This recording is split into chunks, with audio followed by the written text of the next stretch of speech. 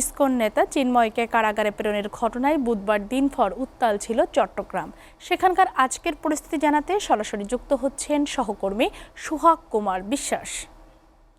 সুহাগ, চট্টগ্রাম আদালত প্রাঙ্গণের আজকের কি পরিস্থিতি? কারো কোনো কর্মসূচি রয়েছে কি?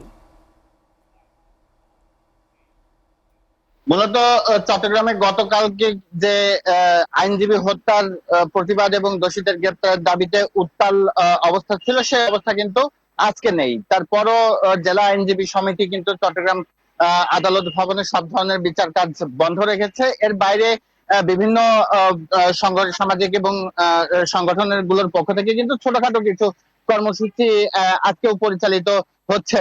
এই আইনজীবী হত্যা এবং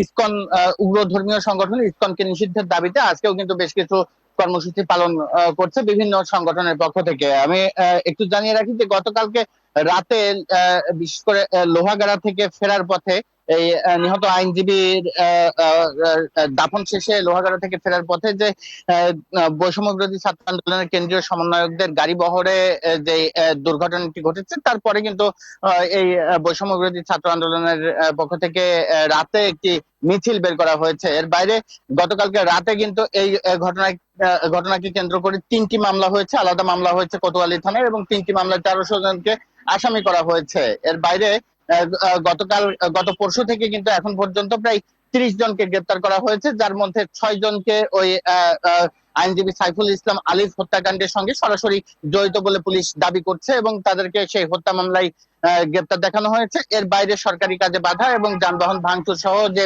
আলাদা যে মামলাগুলো হয়েছে, সেই মামলায় বাকি 23 জনকে গ্রেপ্তার দেখানো হয়েছে। এর এছাড়া কিন্তু আজকে পরিস্থিতি মোটামুটি একটি স্বাভাবিক পর্যায়ে আছে, তবে বিভিন্ন সংগঠনের পক্ষ থেকে আলাদা আলাদা ভাবে কর্মসূচি পালন করা হচ্ছে। তো এই ছিল চট্টগ্রাম থেকে সবশেষ।